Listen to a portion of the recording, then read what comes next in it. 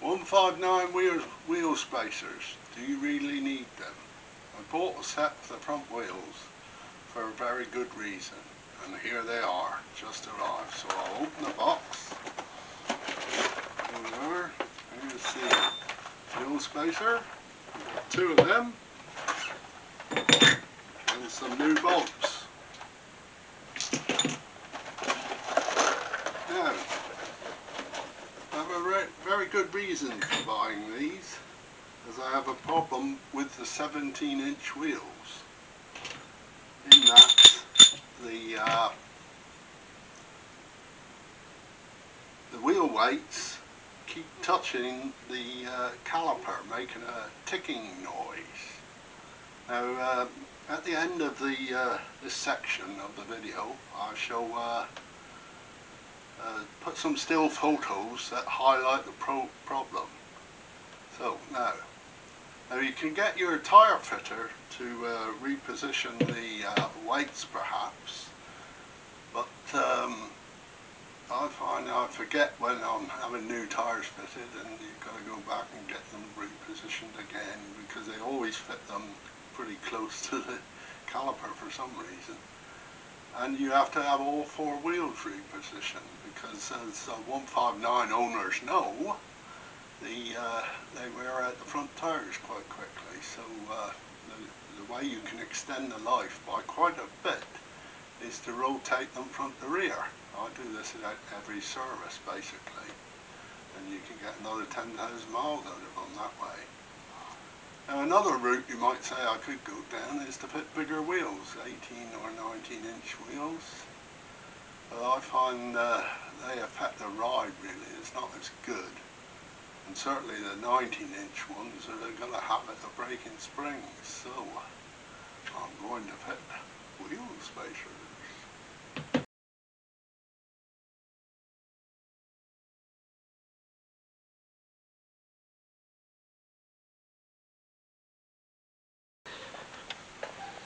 So here we are with the car jacked up. Two jacks for safety. Spin the wheel to see if you can hear the ticking. Well, you can't really. It needs to go up a little bit higher, I think.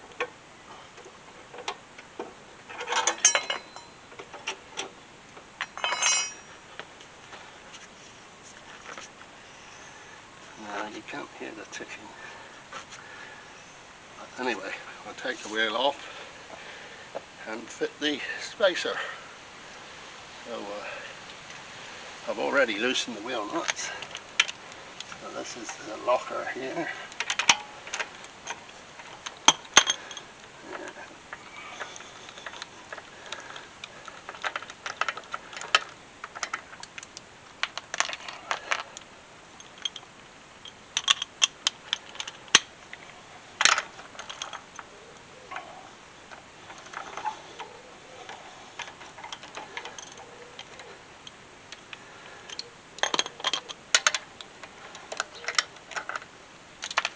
Notice I haven't got all these hammer tools and everything that do it instantly, like you see on other films.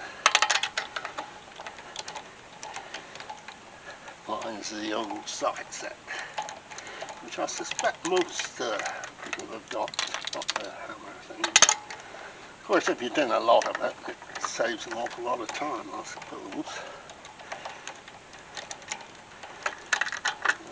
So that's all the nuts off. Get the wheel off. There we are.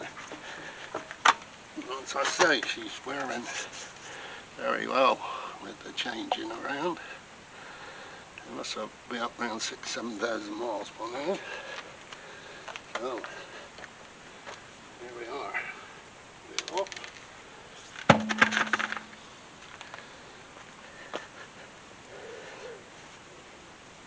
The pads have still got quite a bit of meat on them. Going to need changing next service probably. Probably have to have new discs as well. But that's not the problem. if we can see where the wheel has been striking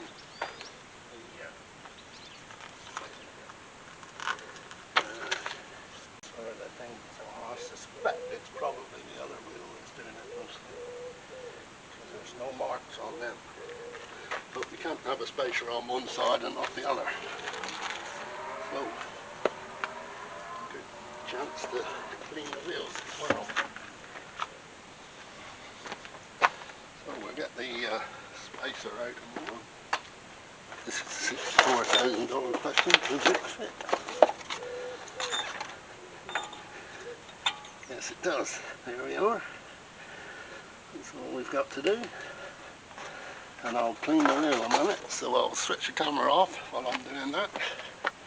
So before we reassemble, it's a good idea to put a little bit of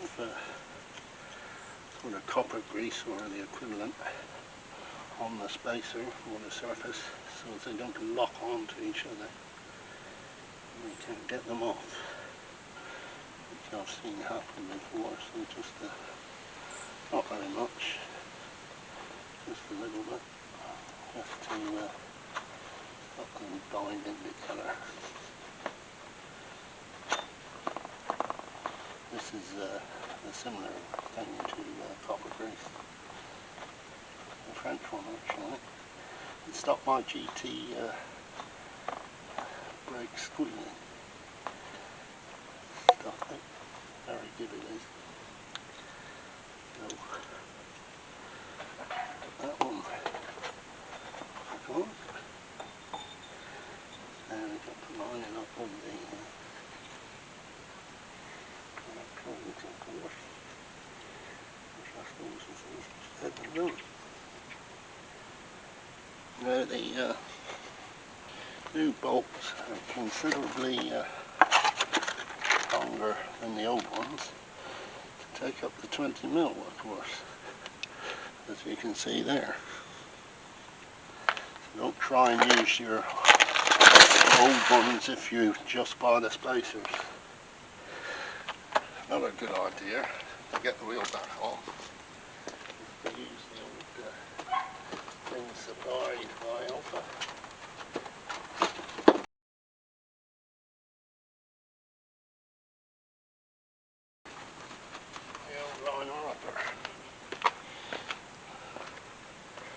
I wondered for an age what this was, but that's what it's for. So I've got the so that one's lined up now, and we've got the others lined up now. The next one. Yeah.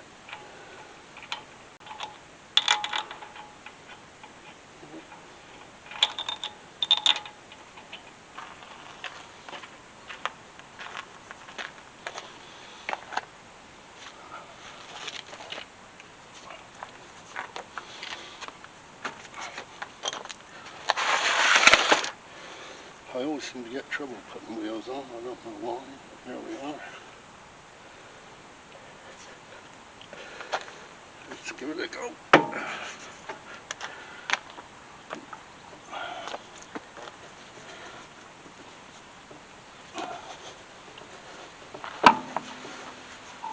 First time, or so it seems. Yes, it's all on now. It seems to be quite a way away from the brake caliper now. You can see the things there, they're quite a distance away now. Everything appears to be nice and firm. So, let it down, do the other side. So, we're back on the other side now, and this is the side that's definitely clicking.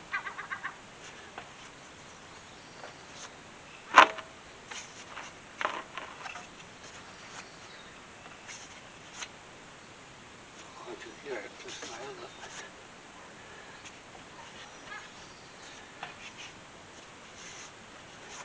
it's definitely the side that is closest.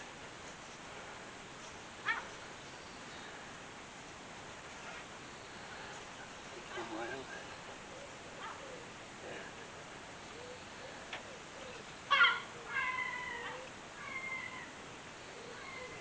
just about hear it.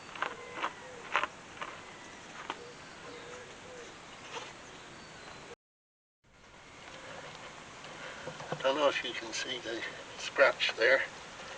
That's where it's been touching the caliper. Quite near to the brake pipe actually. So it's a good job I'm addressing it. So there, we found the problem.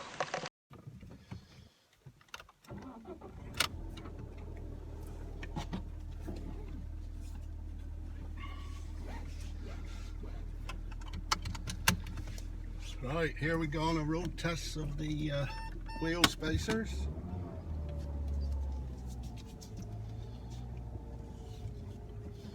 See if it stopped the problem, which I'm pretty sure it will. I had the windows open to hear where the clicking is gone. It's definitely on that passenger side, as we saw.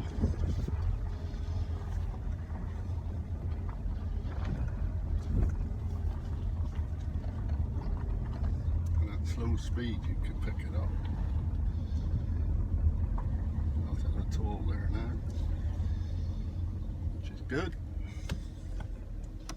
Just go around the block, that's all we need to do really.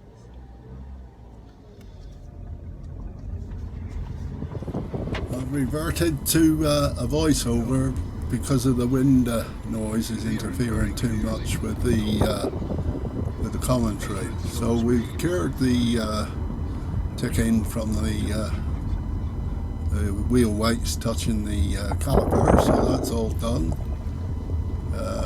We've got some other jobs to do on the car.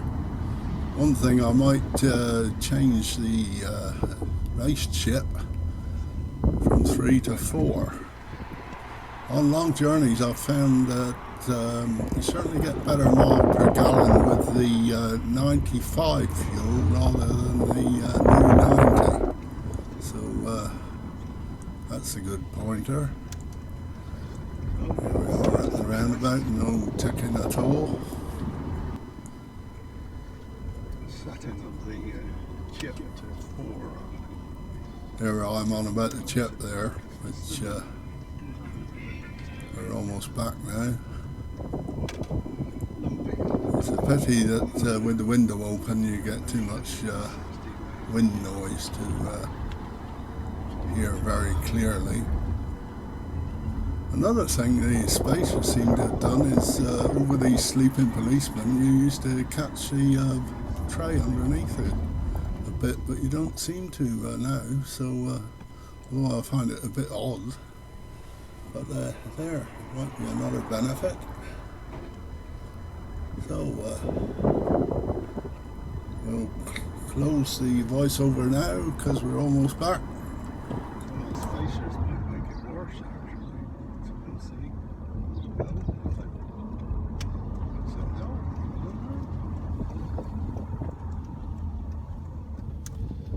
still quite pleased with that.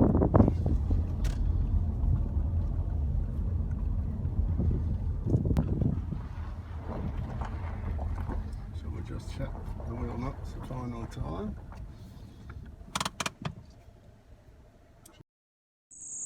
So there we are, job done. I think they feel make the car look a bit more aggressive. As I say, I may get them for the rear, I don't know. Anyway, other jobs that need doing is the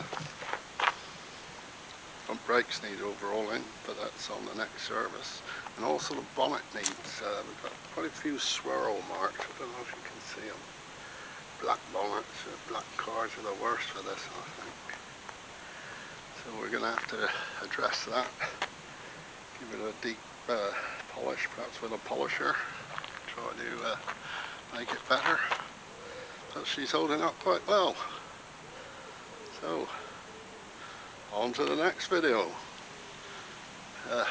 It would be a great help if you click and subscribe if you find this useful. So there we are.